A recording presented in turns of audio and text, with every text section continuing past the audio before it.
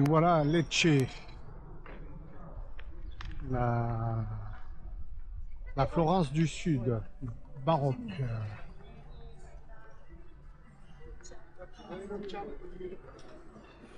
Donc, nous rentrons dans le quartier historique, on y arrive.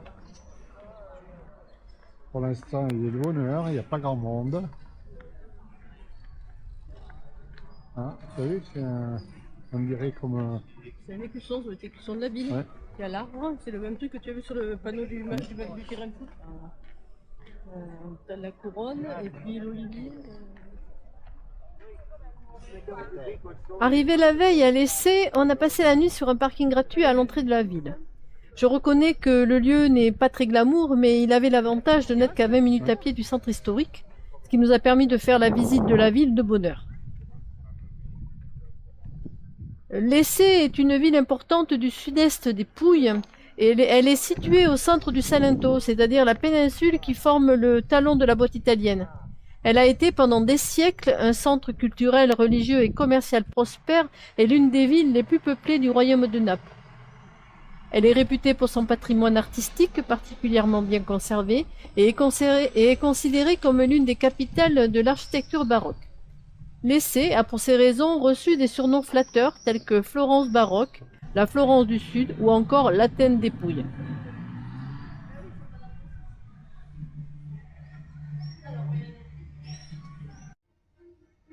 Nous pénétrons dans les ruelles de la ville historique et prenons la direction de la place del Duomo. C'est le centre géographique et spirituel de l'Essai, un chef-d'œuvre d'architecture urbaine qui semble coupé du reste de la ville. Jusqu'en 1761, cette esplanade entièrement close par le séminaire et le palace Vescovile était divisée grossièrement en deux zones, la plus vaste accueillant un marché, la plus petite des célébrations religieuses. C'était une sorte de cour à laquelle on accédait par un portail de chêne massif et où se réfugiait la population en cas de danger. Aujourd'hui, c'est une place ouverte d'un seul côté, et une partie de cette place est occupée par la cathédrale elle-même et son campanile.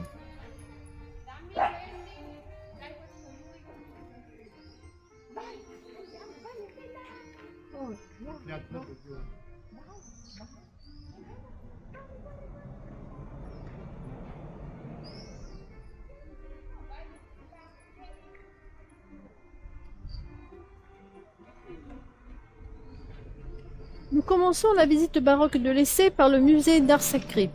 Prix de la visite, 11 € par personne avec le laissez ecclésiae, un billet valable 15 jours qui permet de visiter entre autres la cathédrale, la basilique Santa Croce, l'église Santa Chiara, l'église San Matteo, le musée d'art sacré et quelques autres lieux. Le billet peut s'acheter en ligne sur le site officiel ou sur place à l'entrée du musée.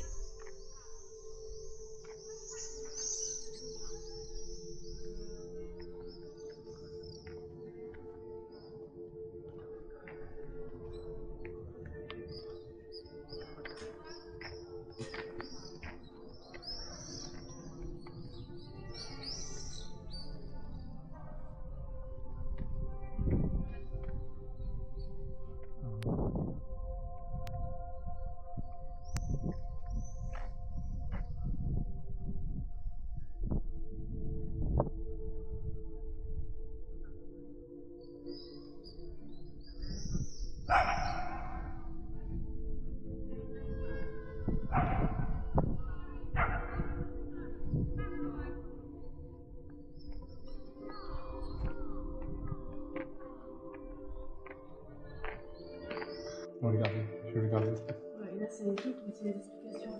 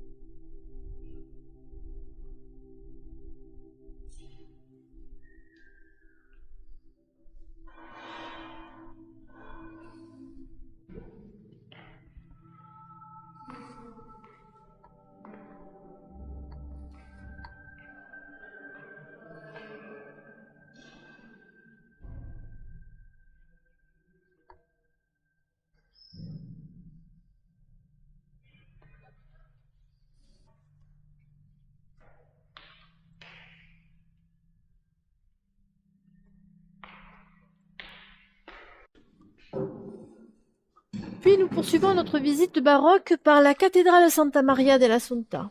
Édifiée par les Normands en 1144 et rebâtie dans le style roman en 1230, cette église commença à muer en 1659 lorsque les travaux furent confiés à Giuseppe Zimbalo pour devenir la superbe cathédrale baroque qu'elle est aujourd'hui. L'intérieur, en forme de croix latine, comporte 3 nefs, elle est superbe. On peut y voir également 12 autels particulièrement ouvragés et un magnifique plafond à caissons doté de 3 toiles du XIIe et XIIIe siècle. À l'extérieur, accolé à la cathédrale, se trouve un campanile de 70 mètres. C'est le plus haut des Pouilles. Pour y accéder, il faut prendre un autre billet, comptez 12 € par adulte.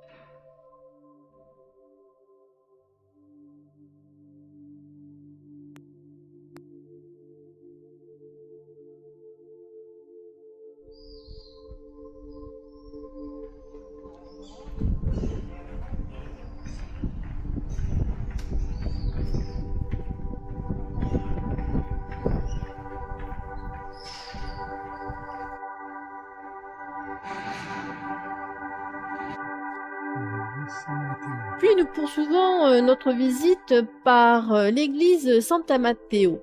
Contrairement à la plupart des églises de l'Essai qui ont été modifiées plus tard, celle-ci a été construite en 1667 dans le pur style baroque. L'architecte a pris comme modèle l'église San Carlo alle Quattro Fontane de Rome. À l'intérieur de l'église, on trouve une nef unique de forme elliptique, des autels disposés tout autour qui abritent les statues des 12 apôtres et qui ont été réalisés par les élèves de Giuseppe Sino. L'ancien plafond de bois a été remplacé par un plafond plus moderne au XIXe siècle.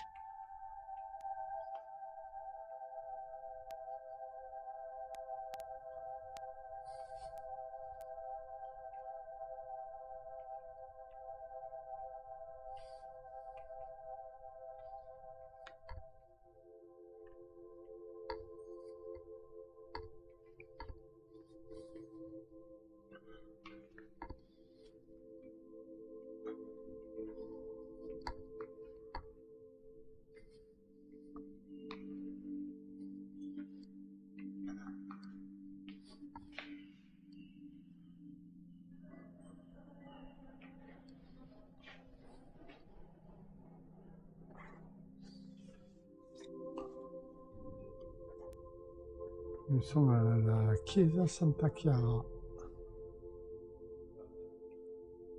L'église de Santa Clara. Elle est située à l'est de la place du Duomo et a été fondée en 1429 avec un monastère annexe qui a été rénové en 1687 lors de la folie du baroque. C'est l'architecte Giuseppe Sino qui s'en est chargé. L'église a une forme octogonale allongée, avec des autels dorés abritant des statues en bois.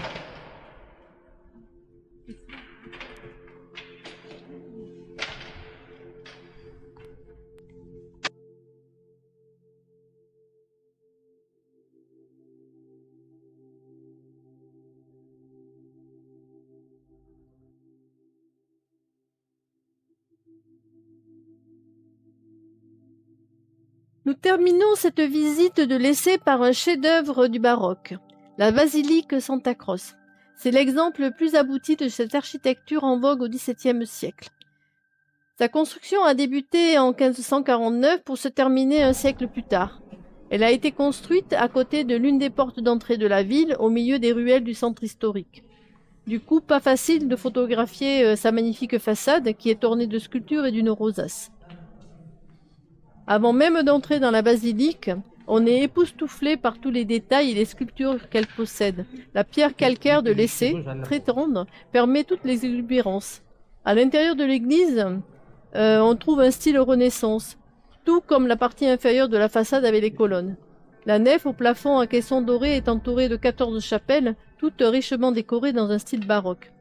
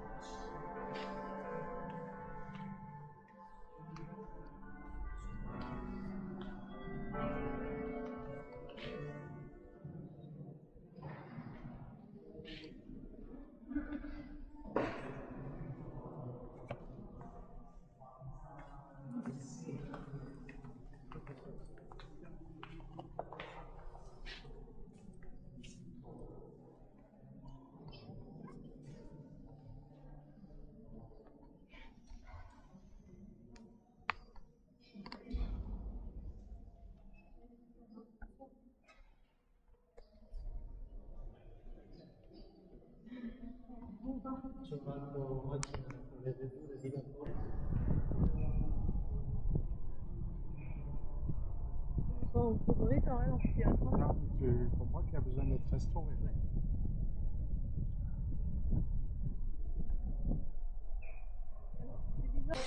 C'est les coulisses de l'amphithéâtre.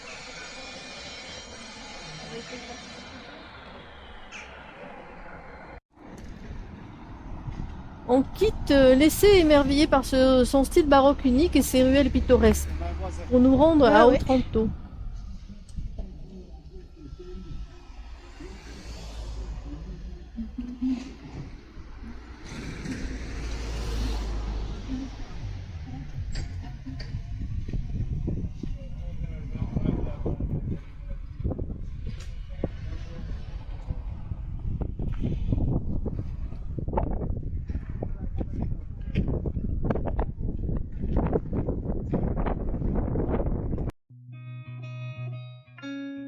Otrante est située à l'extrémité orientale de l'Italie et du Salento. C'est la ville d'Italie la plus proche de l'Albanie. Elle n'en est séparée que par le canal d'Otrante, large d'environ 70 km. Otranto, une ville en bord de mer, blanche aussi. Le château, avec ses douves. On se gare à l'entrée de la ville sur un parking gratuit à 15-20 minutes du centre historique. Toutes les choses à faire à Otrante se trouvent dans le centre historique à l'intérieur des remparts et les monuments et les sites d'intérêt sont tous concentrés sur un petit périmètre. À l'entrée, on est accueilli par le château d'Otranto. C'est le Castello Aragonese. Il a subi de nombreuses transformations au cours des siècles et l'aspect qu'on lui connaît aujourd'hui a été réalisé par Alphonse d'Aragon au XVe siècle. On va déjà faire le tour. L'intérieur du château abrite des expositions temporaires.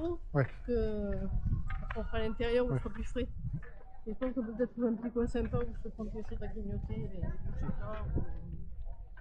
On va essayer de tester la puccia. Chien. Ouais. Oui, la spécialité Puis on des continue par une promenade sur les remparts, ce qui nous permet d'admirer la vue sur la mer avec son eau turquoise. On y trouve tout le long des terrasses de bars, de restaurants pour faire une pause.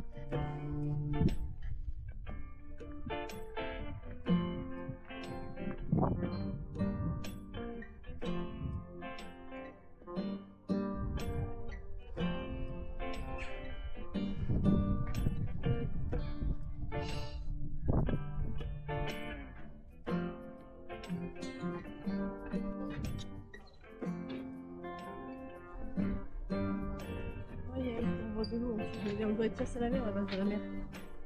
Ouais, ça va. La mer Adriatique. Là, t'as une petite terrasse. Je pense pas que ce soit une terrasse. On va être sur un coin de tour, là, à mon avis. Oh, il y a des bateaux.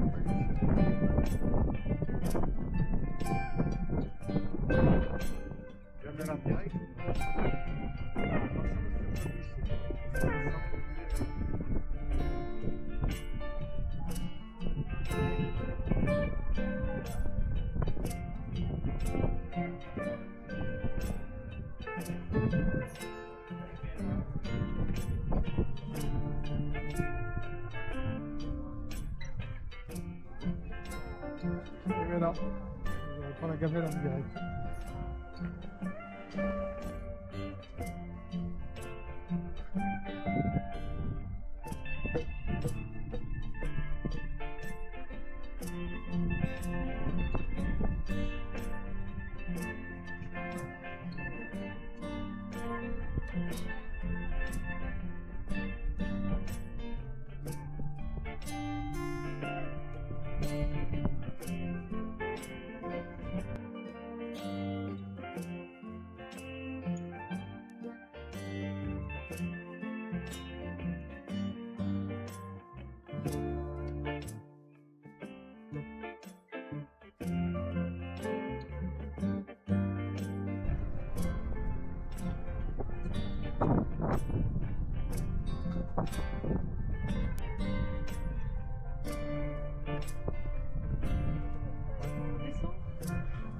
Puis on se perd dans les petites rues de la vieille ville. Cela s'apparente parfois à un labyrinthe, mais on finit toujours par trouver son chemin. Nous visitons entre autres la cathédrale di Santa Maria Annunziata. C'est le principal édifice religieux de Trento. Elle fut bâtie par les Normands en 1068 sur les ruines d'un temple chrétien. Le portail baroque date lui de 1764, la cathédrale ayant été remaniée à 2 reprises.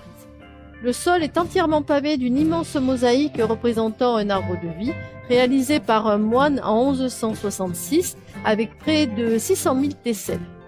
En levant les yeux, on peut voir un joli plafond à caissons bleus et or réalisé au XVIIe siècle.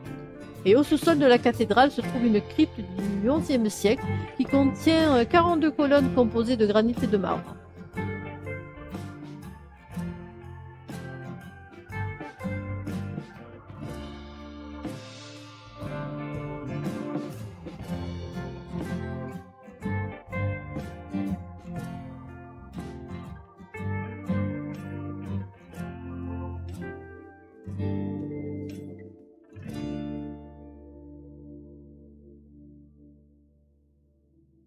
Et pour finir cette visite, on ne peut que goûter la puccia, ce pain garni typique des Pouilles. Puis nous reprenons notre route direction Gallipoli pour quelques jours de repos au camping La Masseria. Je donnerai plus d'infos sur nos spots durant le voyage dans une vidéo à venir.